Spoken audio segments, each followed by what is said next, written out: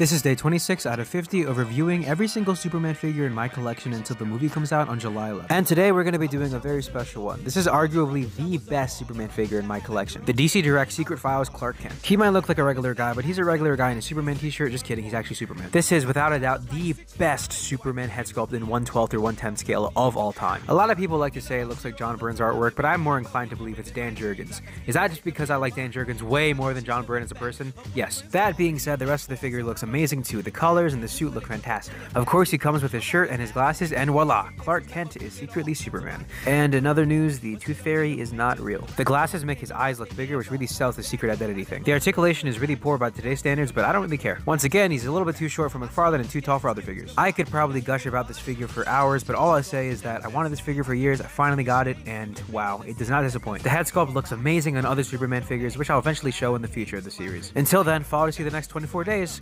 Up and away!